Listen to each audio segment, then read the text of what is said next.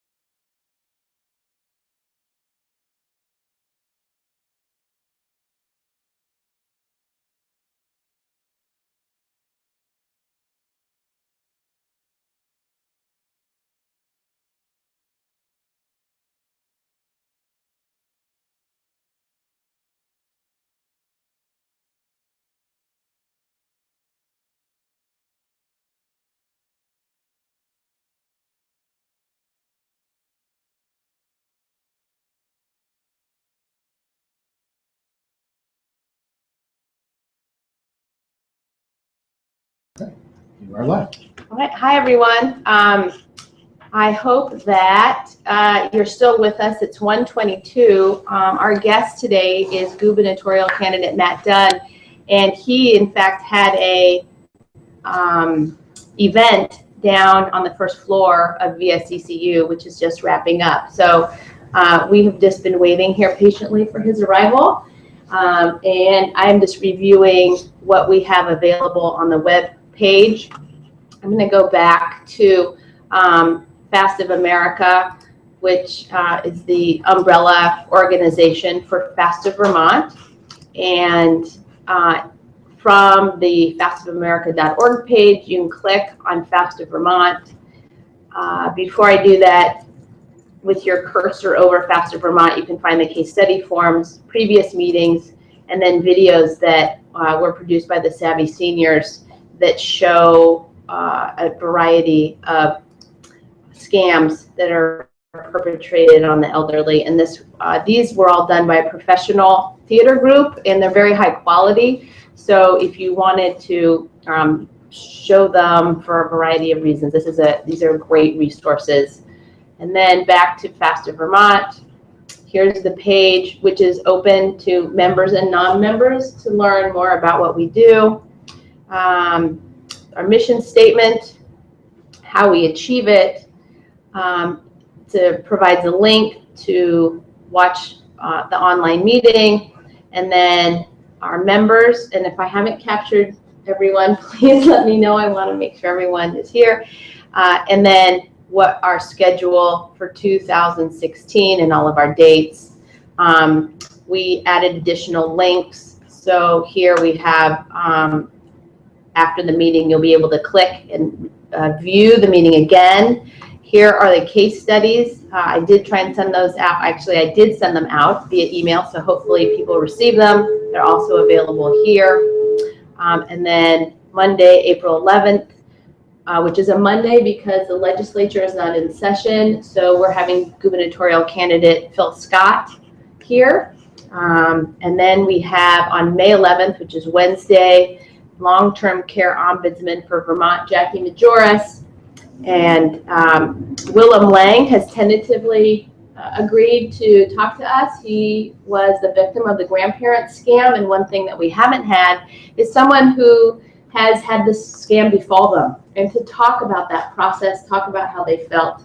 And then Wednesday, November 9th, we have Jackie Rogers with the Office of Public Guardian. Hi, welcome. Hey there. Hi, Matt, come on over and sit here if you don't mind. Great, we'll do. As long as I'm in Bob's hands. Yeah, great to see you. Yeah. So glad you're here. Delighted to be here as well. Great. So, welcome. Thank you. Yeah, so glad you made time, and Absolutely.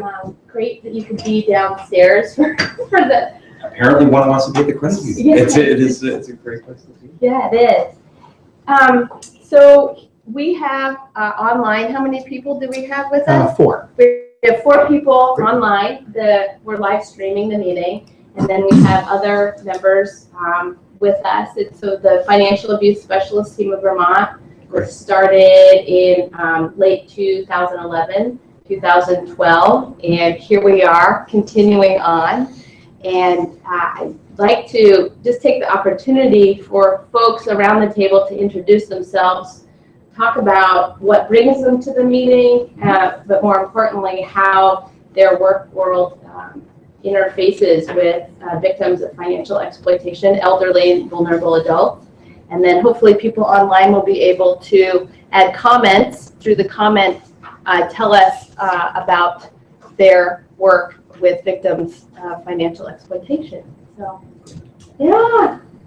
So, Lana, do you mind starting? Sure. My name is Lana Slater. I'm an elder law and estate planning attorney at the law firm Baron Goldberg in Burlington, Vermont.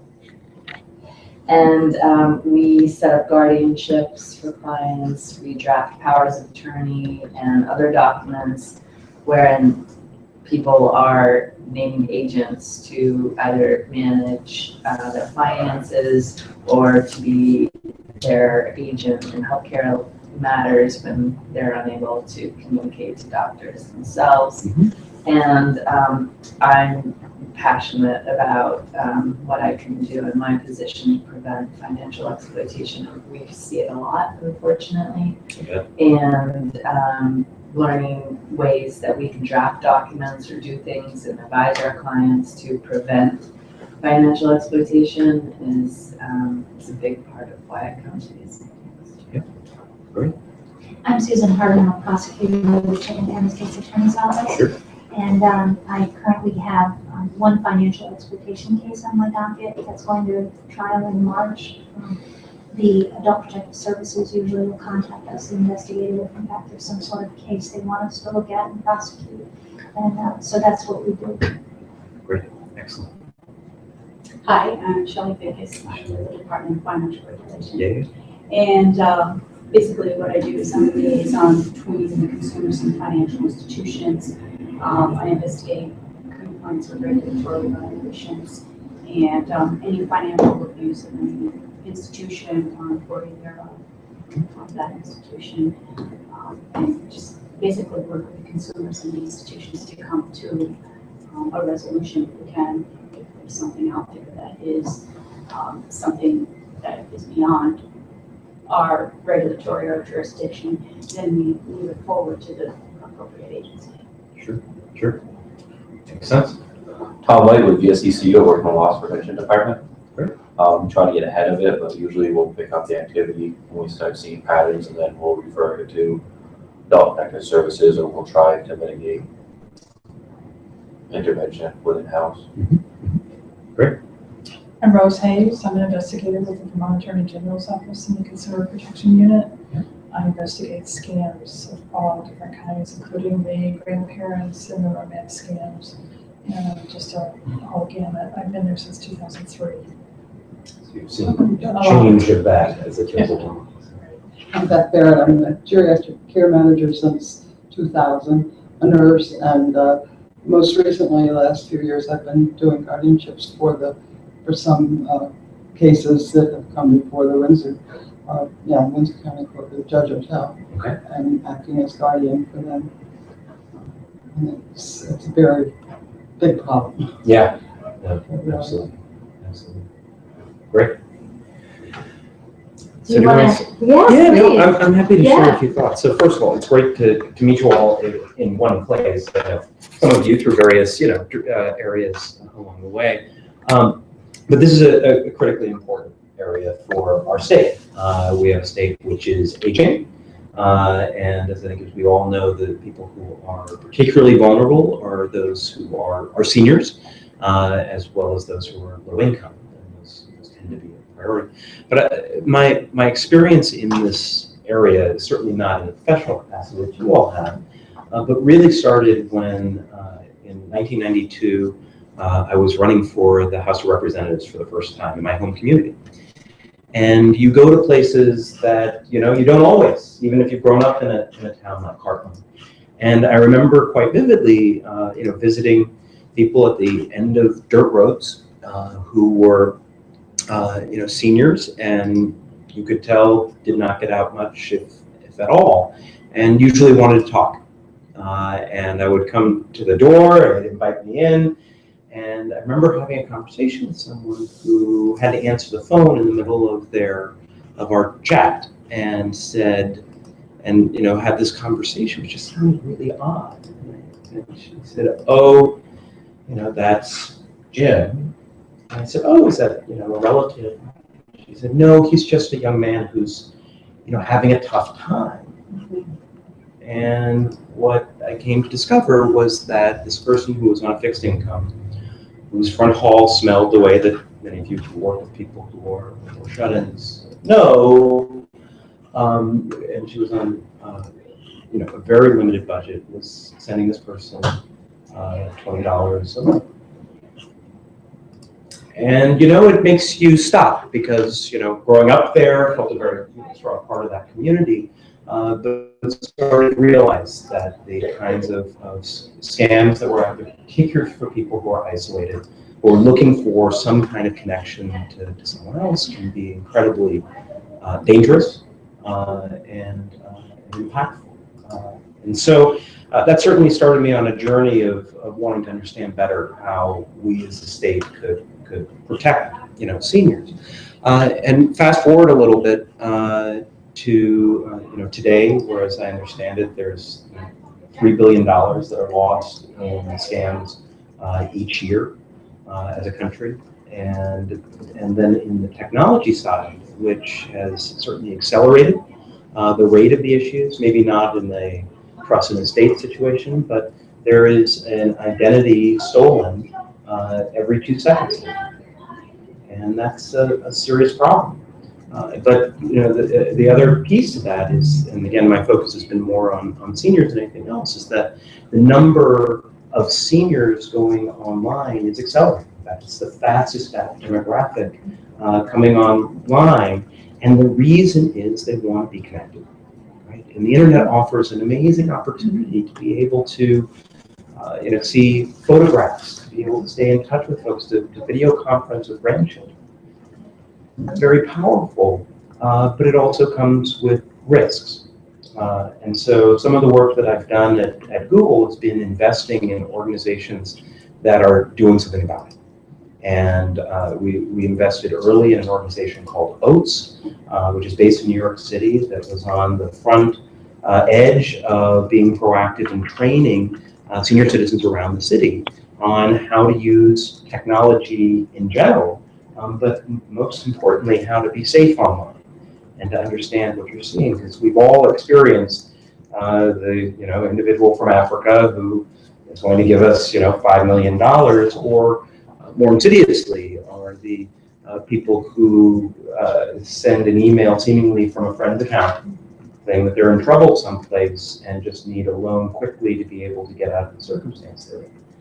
And for those who've grown up with computers and are digitally native, it's hard enough to identify when those are a scam. For someone who has not experienced that, it's incredibly difficult. And these individuals who are perpetrating this are going to continue to innovate and innovate very quickly. And as a result, we need to do more and more to make sure that we're in the prevention area, and that we know that we can do something to prevent it from happening, and then give quick and easy ways for people to be able to reach out. And again, I see it even in the office that I've been in for the last 8.5 years in the Tip Top building in White River Junction, Vermont, because people know me and know that I've worked in technology. They come by and ask me, do you think this is a real email or not? And if those folks are taking the time to come by to ask me my opinion, you can just imagine how many people are not asking that question. And that's one of the reasons that even in the last year, I funded the work that is being done by Cove in partnership with the Attorney General's office. I got to attend a workshop that are being done in senior centers, bringing it directly to where they are. And it's really quite good. And it meets seniors where they are, not only physically, but also in terms of technology. It takes it very slowly and allows for people to understand how it works, how it can be beneficial, but again, how to be safe and how to identify those problems. Because we have, I believe, both an obligation as well as an opportunity in Vermont to create the safest possible environment for seniors who are coming online, but we've got to be proactive. We need to continue the funding of organizations like Cove in partnership with the Attorney General's office. We need to make sure that we don't end up with silos across agencies where people get a report here, but it doesn't go to law enforcement there. It's not something that's necessarily commonplace. And we need to make sure that we actually are tracking statistics against this and identifying where there is a particular prevalence. Because then we can take resources like the ones that are being offered by the AG's office or Cove and bring them to that part of the state and make sure that we're doing the work to ensure that seniors are as safe as possible, and that we can make that happen. So that's sort of in my journey where I first witnessed the real impact of it. And also have seen how there are some solutions that we can take on as a state, and that frankly are being homegrown here.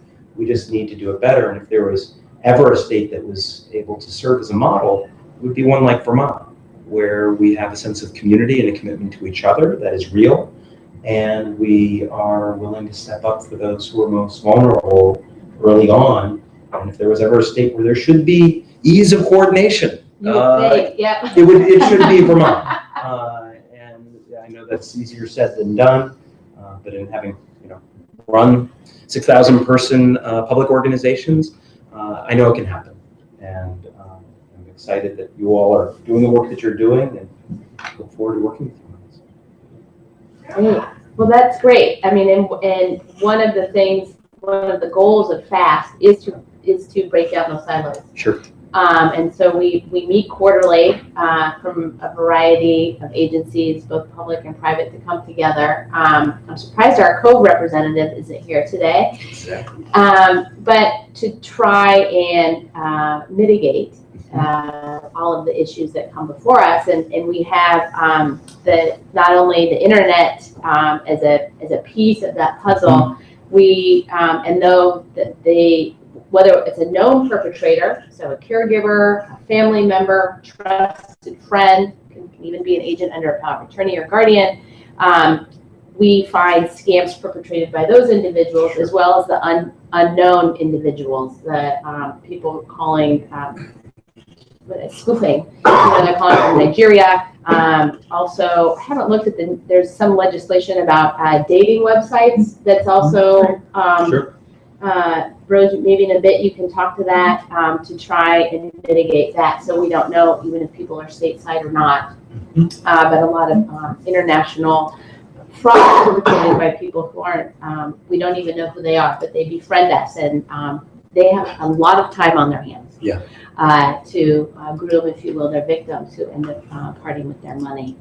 And just for a review, for purposes of our discussion, I pulled up, Matt, it's behind us. One of the complexities of this issue, and maybe if you've seen this diagram, my favorite Venn diagram, is that this issue implicates so many statutory pieces with this. Title 8, the financial institutions, Title 13, law enforcement, and then Title 33 for adult protective services. And so that's one of the challenges to that coordination, and your point about de-siloing, is that even a term? Sure. Happy to use it. Yeah. But that's one of the goals, is to really have streamlined systems, and people know who to call. I mean, we have kind of the short list from APS to law enforcement, from financial institutions to APS and back, and the quickest avenue to put the fire out, if you will. Sure. And then any thoughts? Any thoughts or questions or experiences you want to share about how all of these pieces interact? If you could wave a magic wand to make your jobs work better, is there particular connections that would be It's a good question. helpful, or data that you would want to see on a regular basis? I would like to see more cooperation, I guess, between those agencies. I think in my experience, a lot of, when I'm moving from one agency to another, they're not always the same rules. The rules are different. Oh, interesting. So there's a variation in. There's a variation, and they don't always work. Yep. A doesn't always work with B. Yep. So for me, that's a big navigating the system as it is, and maybe even suggesting ways it could be improved. Right. I also think a clearer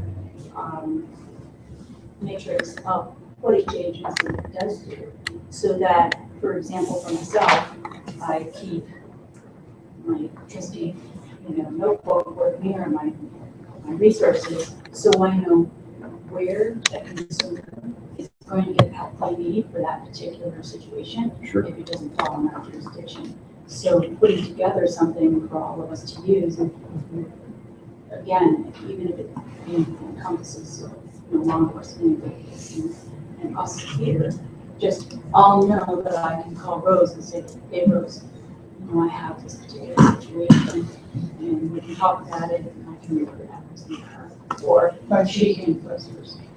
And as seamlessly as possible. Right.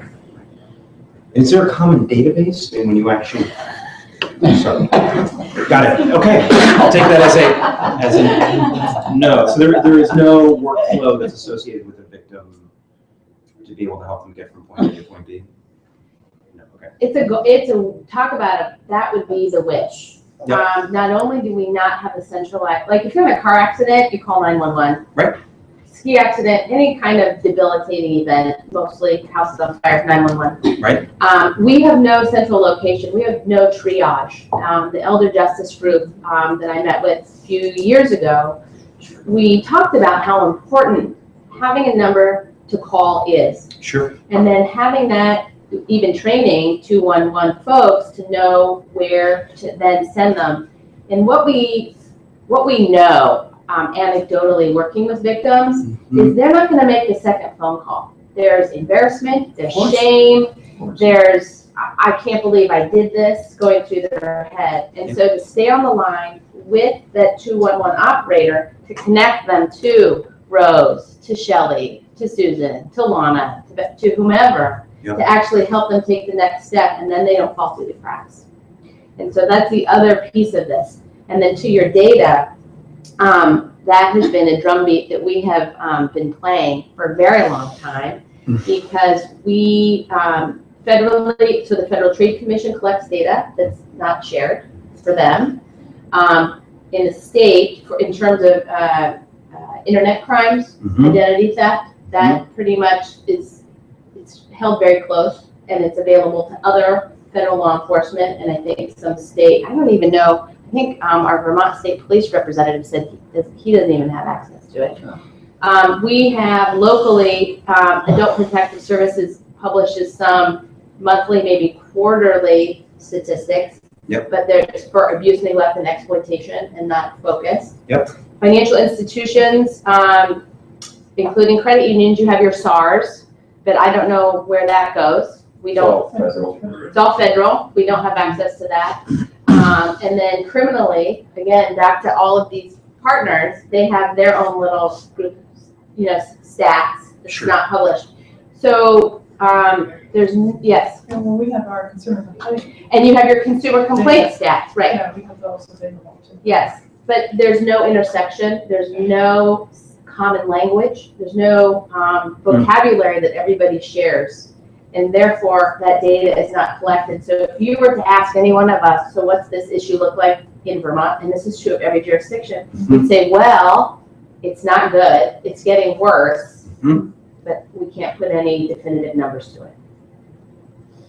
So that's that. I would say that's a priority. Sure. Because you can't convince legislature to help support this issue with money for more this, that, or the other if you don't know how big the issue is. Much less know where to allocate resources to be the most effective. Yeah. So, well, I wish I could tell you that this was the first issue in Vermont that story, but it's also an opportunity, right? Absolutely. I mean, I think that's exactly right. When I come away from a series of meetings that can sometimes be pretty depressing, what gets me up in the morning is that there's a chance for us to do state government and government to nonprofit collaboration in a much better way, and I think that's where the I wouldn't call it low-hanging fruit, but that's where the exciting things are. Absolutely. And there are many states that have been able to do that kind of collaboration. I don't know too much about the specific issue, but on a number of other ones.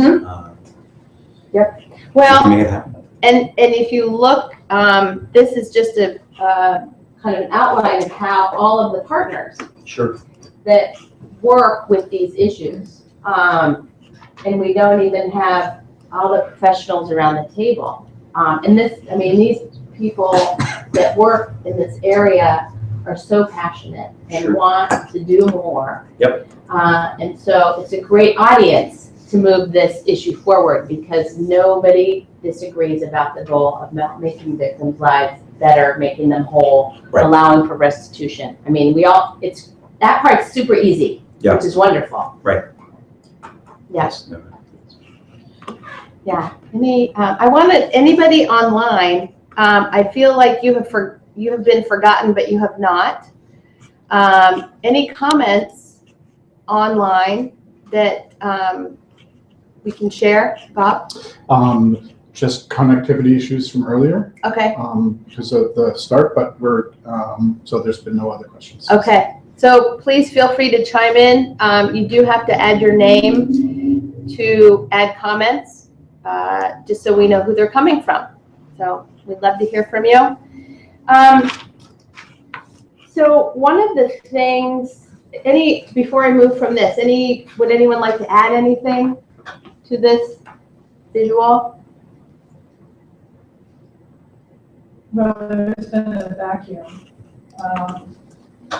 There are victims that need help that I feel that aren't getting help. They may not rise to the criteria that's required by Adult Protective Services, but they definitely need the kind of services that they provide. And there seems to be a gray area in that group of knowing exactly what to do for them. And that's being worked on. Can you give me an example? Well, you may have someone that, I think that Adult Protective Services does not take cases where there's been a scam involved and where the particular individual who's the victim is aware of what they're doing. They're not affected by dementia or anything that. I see. So they're focusing on people who have a clear physical vulnerability I believe as so. opposed to someone Yeah. who's taken advantage of. The statutory definition of vulnerable adult. Sure. So that's No, no. gross. So they're falling outside of the scope of that Exactly. statutory definition. By the statute, but not by the behavior and the thinking of it, and they're still victimized and need help. Yeah. And some people don't have family members, they don't have friends. There's hardly anyone to refer to. Sure. So Sure. that's been a big area of concern. And those are the ones that can escalate into I'm sorry. significant, Yeah.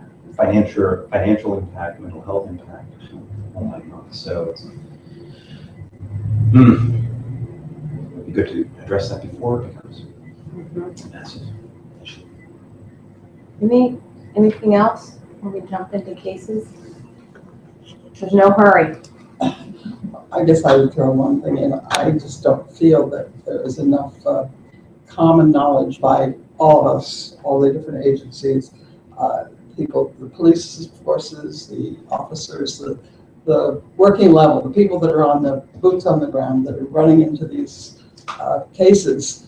They don't know how to identify the abuse that's occurring. They don't know how to identify a patient who's in denial, a patient who's depressed, a patient who got physical, very insidious physical components to their personality that they should be recognized.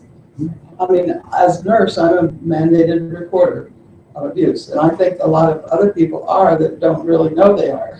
Right.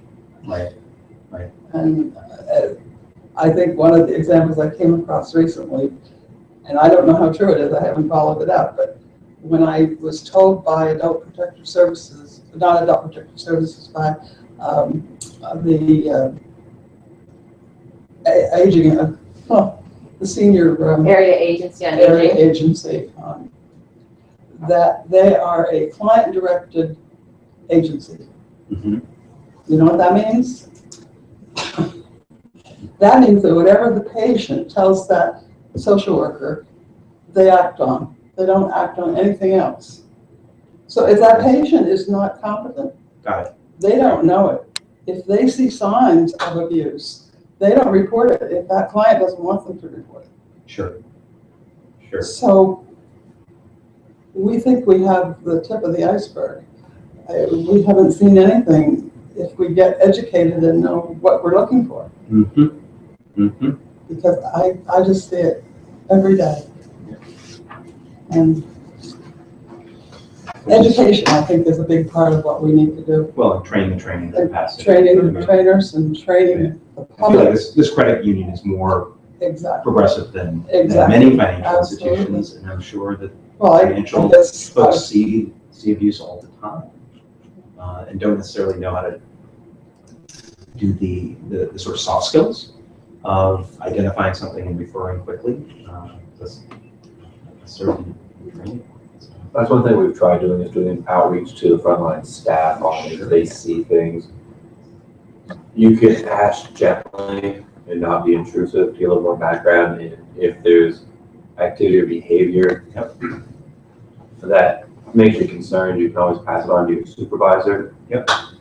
And one thing we do have is we are a very relaxed institution, so we have a very personal relationship with the members as they come in. And usually the hardest part of the biggest challenge is convincing them when there is abuse out there, because they most of the time form a The member or your relationship supervisor? with the member. It's hard to convince them because it's usually a loved one or someone they trust is taking advantage of them, and trying to get them to realize that is some of the biggest challenges right there. And then outside of that, anything with the internet is challenging because either they believe it wholly for whatever story they've bought into, right? And then it's frustrating on the other side because trying to hold that person on the other end of that keyboard accountable is lacking. Very, very difficult. But that's the biggest challenge that I've seen personally in dealing with them is trying to convince them of what's going on. Yep.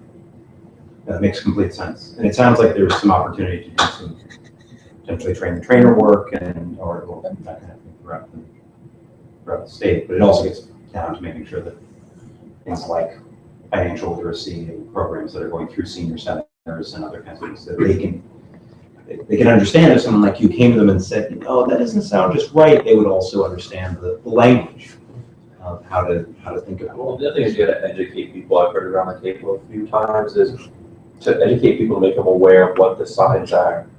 We deal with them very often, so it's pretty easy for us to go, red flag, red flag, red flag. It's almost, what the heck are you talking about? And until you start educating people on, hey, look for this behavior, look for this. That's where I started having good success with our members is when I started seeing those alerts instead of, oh, you're being scammed, the wall goes up. But we go, hey, I understand you met somebody and they're really somebody special. Instead of sending them back, $20,000 that $50,000 check, let's just put that on hold in case they have to do a transfer of funds to make sure that check clears, because it'd just be a little embarrassing if they didn't do the transfer, then you had to call them up and then, look bad on your account. So let's just wait 7 days because, financial institutions, we're always messing things up and things are slow. So let's just give it some time. If everything's up and up, it'll be okay. Sure. But if it's not, they'll start pushing for you. And if they start pushing, you should ask why. And when you start predicting some of those red flags to the people, that's when they start being a little more receptive. I had one lady when I was talking to her, I started pointing out some red flags. She said, I was wondering that same thing too. But she was so caught up in the story and the emotional attachment to the other person, she didn't want to call them out on it, didn't want to make them offended by asking it. Once you gave some other things some voice, they felt comfortable with it, and then it made it easier at that point for them to, yeah, this is fishy. But it's hard doing that because it's a lot of times they're in a relationship and they would never do that to me, or I would be spending that money anyways. You'd be really buying these online video games for your kid to be playing all the time, and you're really going through this much in groceries, and you'd really be doing this at the jewelry store. Yep. But if you can educate people what the flags are, especially family members and stuff, and where the resources are for them to reach out, because a lot of times they get overwhelmed. And what do we do, or how do we go from here? Sure. That makes complete sense. Well, we have a couple of cases we can look at. I sent them, I thought we would start with two cases, one where we know the perpetrator, and then the second one where we do not, the romance scam. I don't know if you had a chance to look at You these. did quickly, yeah. So here's the Jamie Jean Thompson, and I'll put it up so it'll be behind us. You can have a look at that. So Jamie Jean, so the alleged abuser, I'll just kind of review this for everyone, was Thompson. He was a live-in caregiver and paid for a married couple, caregiver and paid, and he was working for a married couple. APS did determine that the adult were, by statutory definition, vulnerable adults. And then this was a case that became a federal case, which is why the name, our cases are sanitized, but this is out there. So we have the name is on this. And we may have, hopefully, Paula McCann on the line streaming, who was involved in this case. So the financial profile, the couple were well off, had good credit, and Thompson, well, he did several things, but he exploited credit by demanding the couple sign as a guarantee on student loans, on personal loans. He used the Visa card designated for the household. This is a good case because you can pull out any one of these, that some people only do one, but he did them all. So,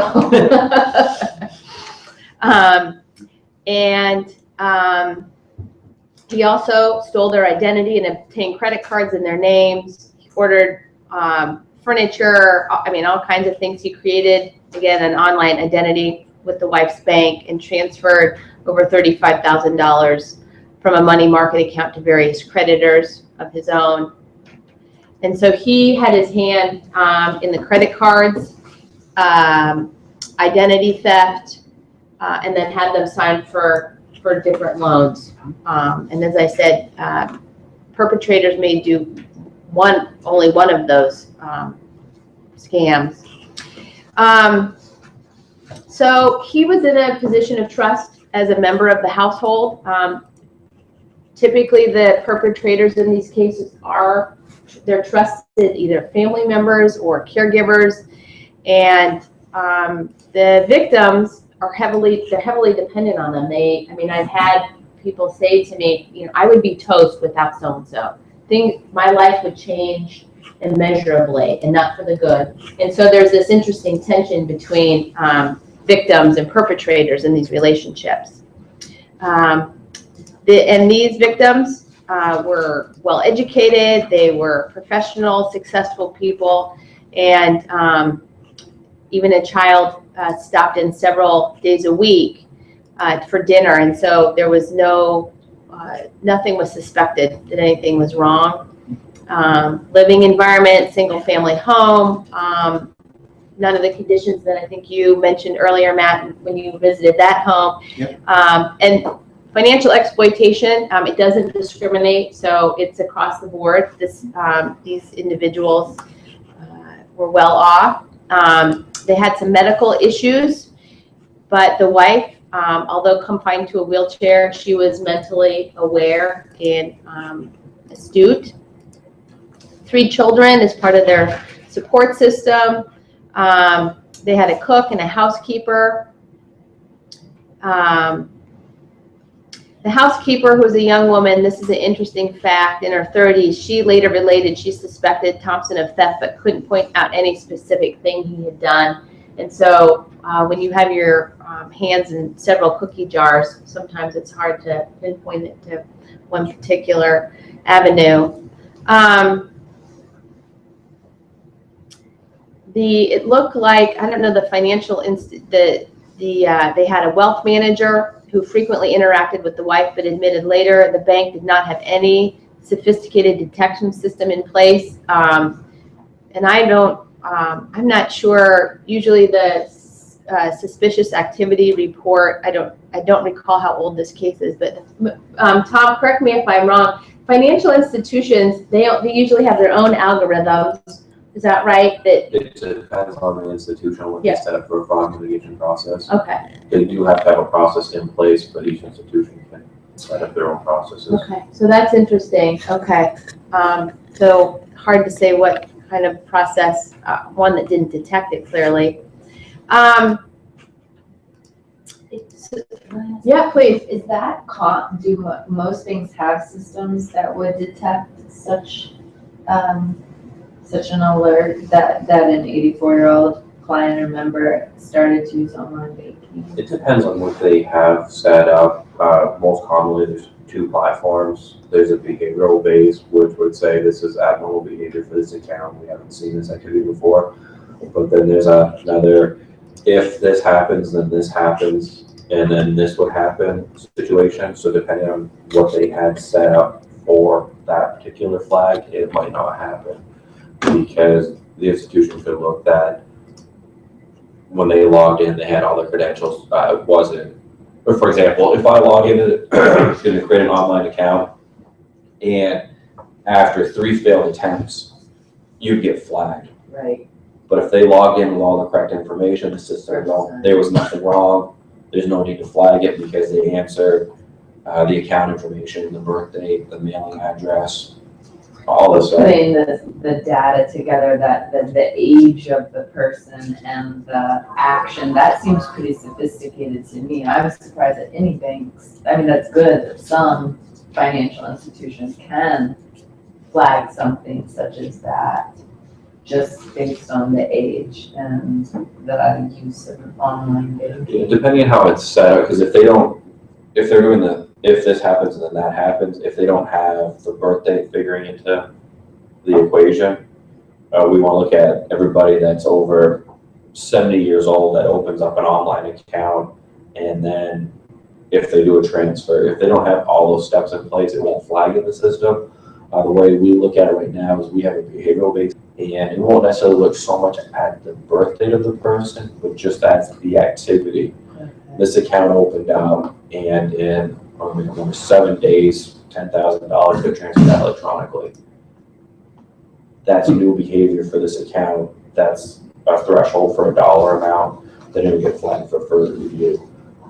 So, where if you're just looking at the account, on the surface, if you look at the account activity, that wouldn't have flagged anything. It was open online, which is a channel. Everything was answered correctly. Everything matched up that way.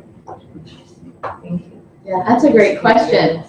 Well, What yeah. the sophistication level is Mm-hmm. for financial institutions, because certainly that's helpful. I mean, if they can flag something based on demographics, you know, maybe there's privacy issues, competing privacy issues there, I don't know, but it seems like a good thing.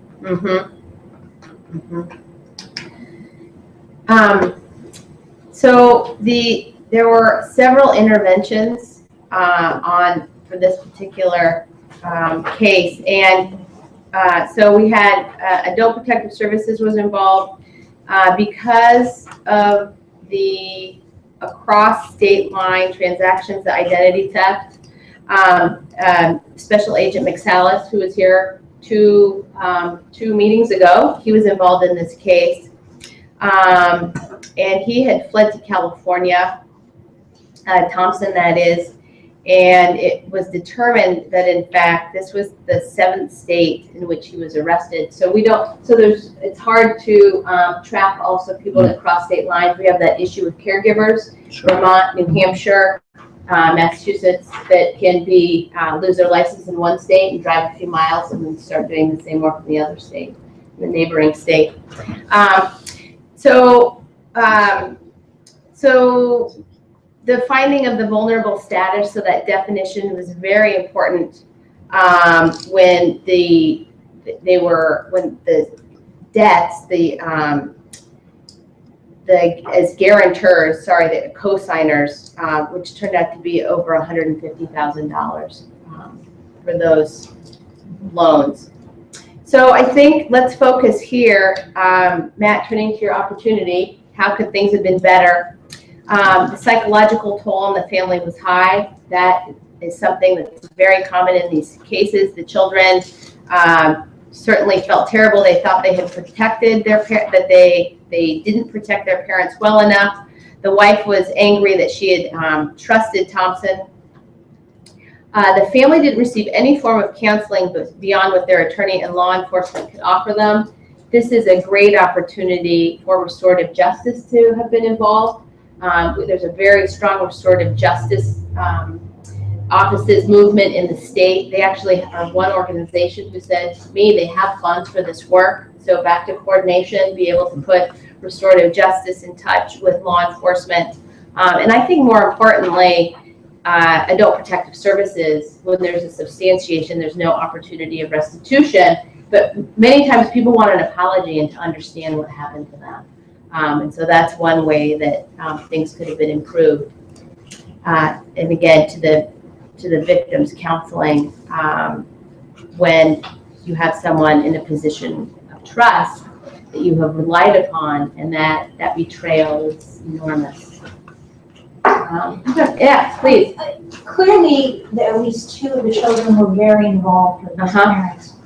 Why didn't the parents, at least the wife, say to the child, one of the children, he made me sign on this loan, he made me sign on this loan? And why didn't the children say, well, where are the bank statements? Why aren't the bank statements coming? Because at least one of the children was involved in the financial matters. How did that get by? I wasn't involved in that case. I can speak generally to my experience, and I would love for anyone else to chime in. One of the benefits, if you will, of having a caregiver or kind of a neutral third party, not a child, caring for aging parents, is that they are allowed, if you will, to really fulfill the role as son or daughter. And so they do that, and in respecting, if you will, their parents' wishes or their independence, will take a hands-off approach. And so I think one of the issues that's so important in this kind of case is educating children to talk to their parents, to be able to support and honor their parents' independence, but also ask those kinds of questions that if you're a child that is afraid that it would be you would be imposing somehow, you'd be questioning your parents improperly, to take that fear away and say, this is me just being concerned about you. Do you need my help? And so those are hard conversations to have.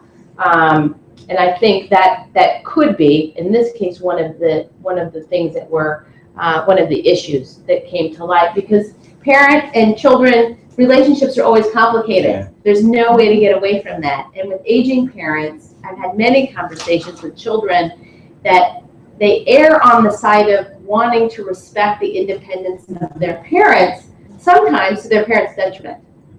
I feel like elders often have an increased sensitivity to protecting their own autonomy, because as they feel it slipping away, there's almost the reactions to really hold that very tight. It can be very, a parent who was an alcoholic, which is pretty damn obvious in retrospect, and can't even bring yourself to that place of identifying out of that difference, out of that complicated relationship, where there might have been some tough conversations around the table that were proxies for other things, and happy to help out in various pieces, and then just don't engage. So it makes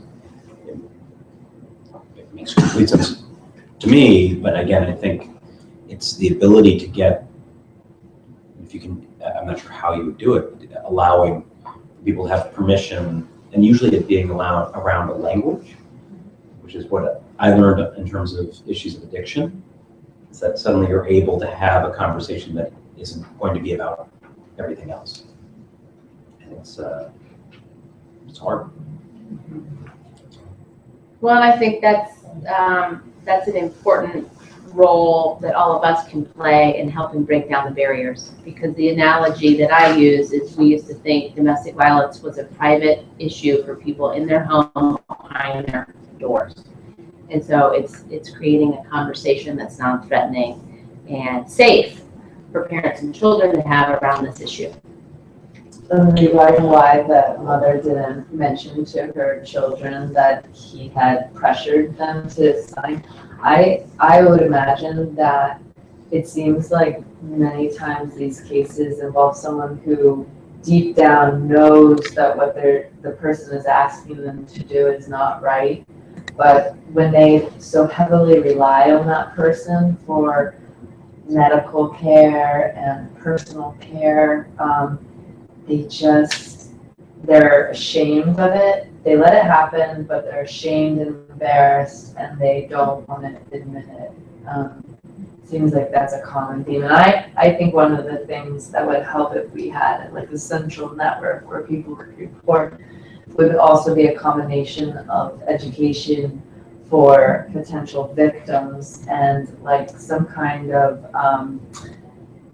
public service, education, so that victims don't feel so ashamed and embarrassed, and it brings it out into the open how prevalent it is and how easy it is to report, and that's not the case now. And it's so hard for people to get to be heard when they do report that it seems like both those things together, that people not reporting because they're embarrassed and they feel guilty about it. If we could, help people feel more supported and be able to report would be a good The speaker we had last meeting, Anita Hoyt. yes, they're out there with those skits. I think Yes. that's great. Mhm. Really great. The guy that writes the skits, I wrote him about my power of attorney issue in my case, and he's created a skit. That's wonderful. It's just wonderful. And maybe things will get better as different generations, maybe the current elderly generation is less inclined to report, and maybe, and the internet issues, maybe some of that will go away as people who are used to using the internet age, but I'm sure the scammers are just gonna get more clever. What's happening is that we're living longer, so the older people are getting to the point where they don't have a relationship with today's world. They're living in another society, Yeah, with more trust. and in they're not society. able to make the appropriate decisions. The executive function, That's right. where to go, I mean, there's so many. It's almost like we need to break the silence campaign. Yeah, yes, That this issue's out That's there, right. you're not alone, and yes. this is how you can report it. And going back to the son, even though he's helping out with the finances, it probably had a sight out of mind. He probably didn't have a list of all the bills that came in, or just addressing the bills that went. When they Or weren't maybe the done. main bank account, this was a money market There's account. something on the So, side they didn't see, where if it goes back to break the silence or the education, say, hey, when you're helping out your folks, keep a list of their accounts, see if one of them comes up missing. And you don't even have to do it for a vulnerable adult. You can just say, hey, this is also one of the key signs of identity theft. That's So right. with all the breaches going on with the healthcare systems out there and everything else, protect them in this way, so that way you're not pointing fingers at the healthcare so nobody feels guilty. You can just say, hey, I was being proactive for the identity theft that happens from overseas, and I just happened to stumble across this. yeah, those are good techniques. Uh-huh. I think education is a really big key here.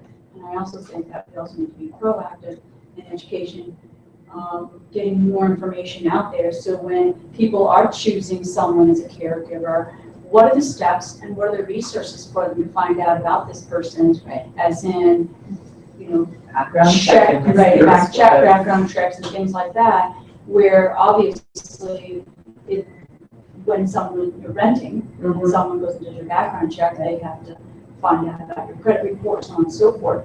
Make these resources available, but educate our couples or people that are looking for caregivers. What are the resources and what are the steps to help them? So I think a lot of people just don't know, and I agree. they just say, oh, I have a friend of a friend, and also have dual have dual purpose, or I'm saying dual, Verification. yeah, like for example, you know, I'm a caregiver of someone and I have access to their financials, but there should be a dual person that says, yeah, okay, I think we're okay with this particular transaction. Second signer. They both have to agree to it. Yeah. So you have dual control.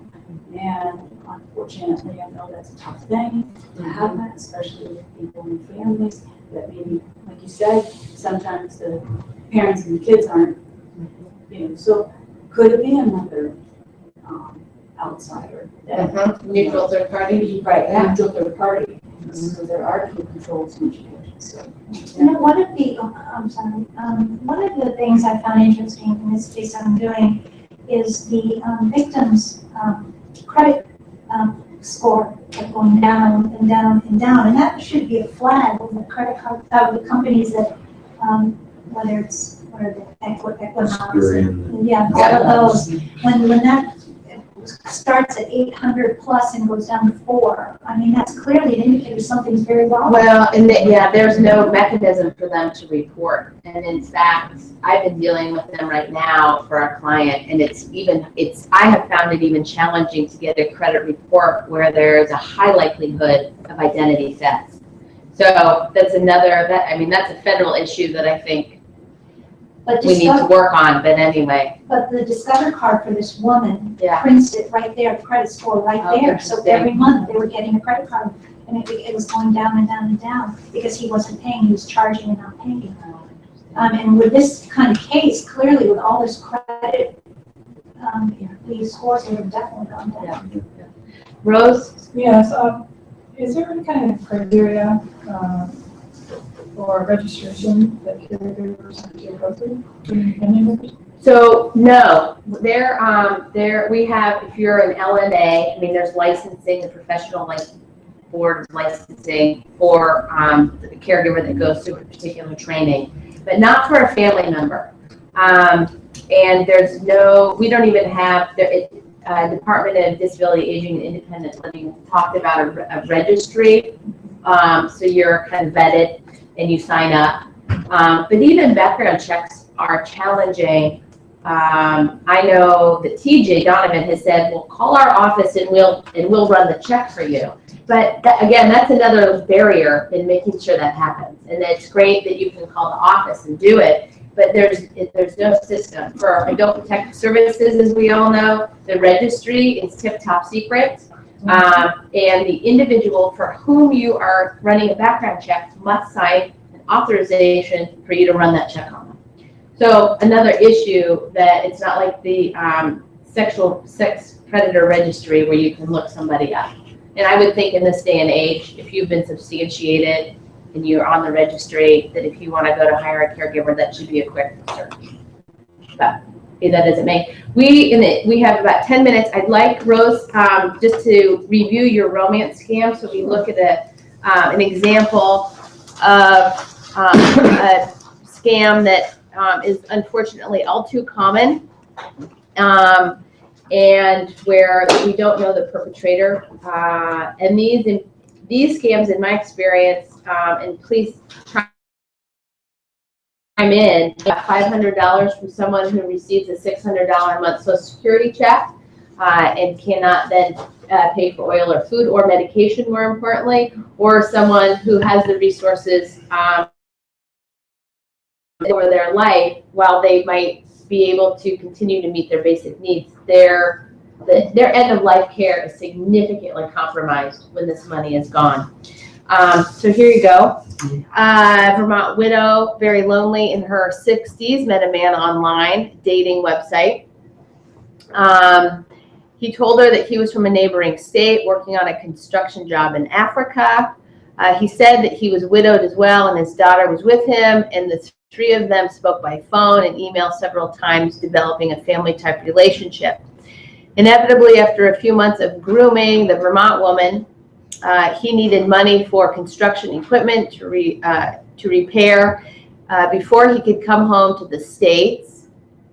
and he was going to come to Vermont. After that, this went on for over a year. When the woman no longer had any money to send, the scammer asked if she would give him her bank account number to use to send money to him in Africa. Soon, large amounts of money were arriving in her bank account, and she would send them to him via wire transfer. It wasn't until a friend of hers pointed out that she was being scammed did she consider it was true after losing over $200,000. So was she a money mule as well as sending her own money? So she was doubly scammed. Yes. She sent her own resources, and then she was moving money for him through her bank account. Right.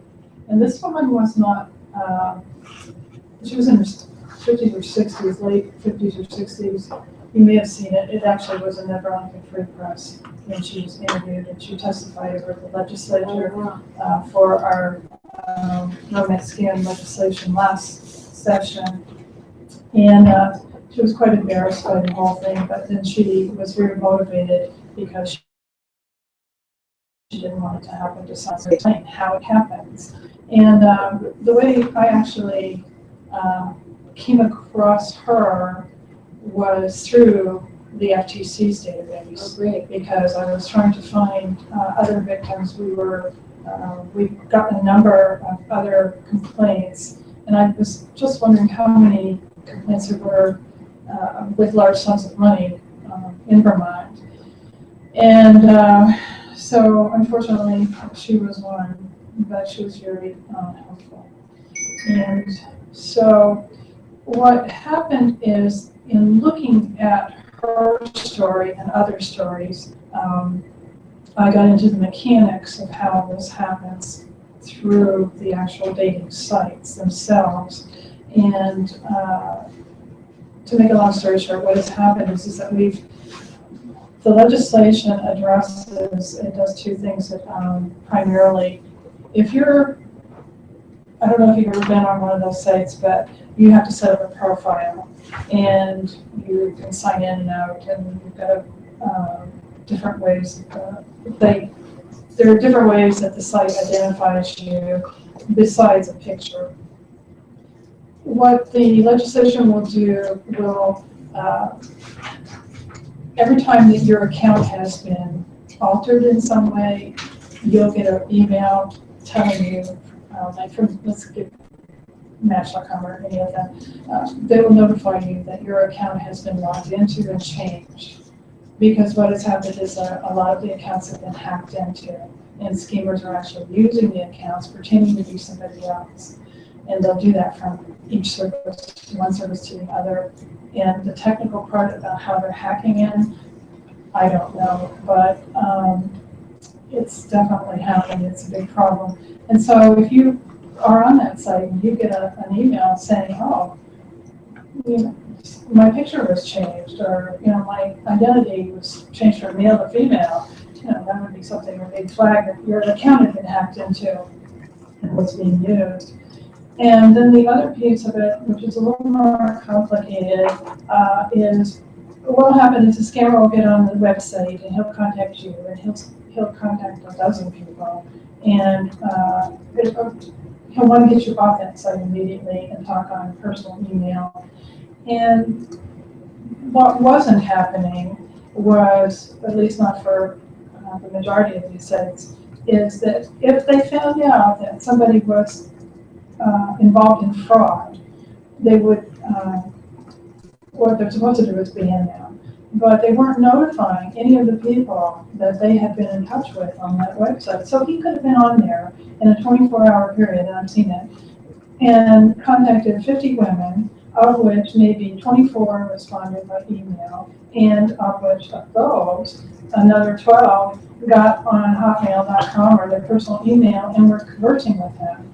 And if you didn't, the website knows that, at some point in time that the person has been defrauded, then they weren't notifying anybody else of that person being banned at their website. And so hopefully this will change that. And they'll have their, within 24 hours to 3 days after they find out that the person has been banned, they have to notify members on the website that he has been in touch with. So that's helpful. It won't completely end the problem, but it's a step in the right direction. And right now, it's been approved by the House, and it's in another Senate committee, I believe. So, Have other states adopted similar legislation? Or is this going to be I think unique that this was the first, I believe. I don't want to swear to it. I think it was the first. And the industry itself stepped up and have become involved. I think the main thing that they were afraid of, though, primarily was getting sued by someone who was banned. And it's because there's always the risk that someone who's banned may come back and not be a scammer, Right. per se. And so there's always that one little risk. In this person's, what could have happened is that because she was lonely and she was widowed and she was on the internet all the time talking to someone, it would have been nice if there had been local services that could have helped her address her loneliness and how to integrate after her husband passed away into getting to know local people and maybe forming relationships that way versus out in the world of the internet. And I'm not sure that we can really address that here, but it's certainly something to think about. Well, I applaud that through these cases, legislation was put forward. I mean, talk about opportunity, that's wonderful. Oh, yeah. And what House bill, what number is it? Is that? That was H, it was Is it H 73, I believe. Oh, okay. And it's part of now, there's a consumer bill, that was H 84, I'm sorry. Yep. And there's an Act 55 consumer bill. I'll send those out to everybody so you can have a look at them. You can see, and that's great. That's wonderful. That's what it goes through.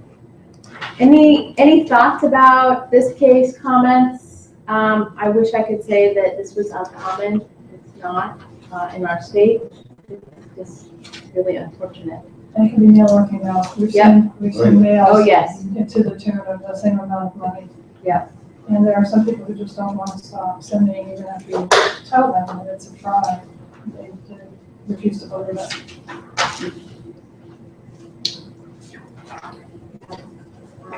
And just as an aside, everyone has heard me say this, but we had a FBI victims advocate, Debbie Dean, talk about romance scams, and her most successful strategy is a kind of a victim support group to, again, having people tell their stories. But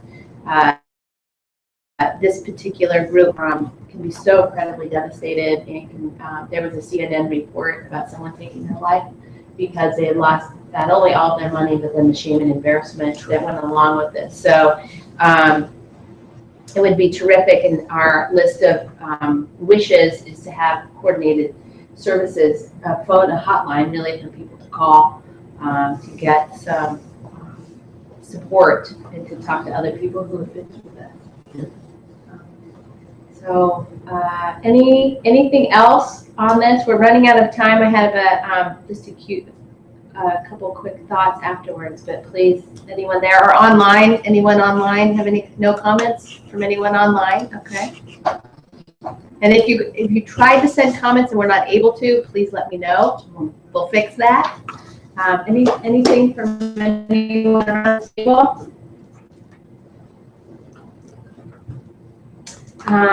Well, first and foremost, thank you, Matt, for coming and joining us. I feel like this was a great opportunity for us to share our work, for you to meet individuals involved in this work, and it was terrific to hear your thoughts. Long campaigns have their positive and negative attributes, and the positive one is to be able to sit and have this kind of conversation. It's great to hear it firsthand, so thank you. Yeah, you're welcome. I'll send out minutes, look at the webpage. I hope that if you see anything that can be improved, you know that the IT portion of our communication is a work in progress. I should have had we can have a subsequent conversation with you about how we can fix it. And I have a quick pop quiz, just as parting notes. I tried to put a lot of this in. So the adult abuse registry is available like the sex offender registry. What's the answer? False. Perpetrators receiving a deferred sentence, a criminal deferred sentence that is, for financial exploitation are added to the adult abuse registry. We didn't touch on this. I would guess it is false, but it's kind of scary. It's true. Oh. It is true, actually. It's less scary. The challenge is getting the court clerks to call Adult Protective Services to get them on the list. So that's a part where the chain breaks. Okay. And they're only on there until the deferred sentence runs. Thank you. That's right. So it's not forever. What tools are available to mitigate financial exploitation? 1, Title 33, relief from abuse, neglect, or exploitation. That's like a restraining order, but this is under a Title 33, relief from abuse. Notice against trespass, motion to intervene in probate court, making an APS report, or making a police report. What tools, could be more than one, are available to mitigate financial exploitation? Assume all of them. Yes. Ding, ding, ding. Yes. Good. Okay. This is good. And last but not Positive least, reinforcement. if someone is the victim of ID theft using a credit card companies require a police report to be filed in order to dispute charges. I believe it's true. It's true. So a lot of people don't know that. So again, thank you, everyone. It was good to see you all. And until next time. Thank you. Nice to meet you. Nice to meet you too. Yeah, great. Great. Are we? Good to see you.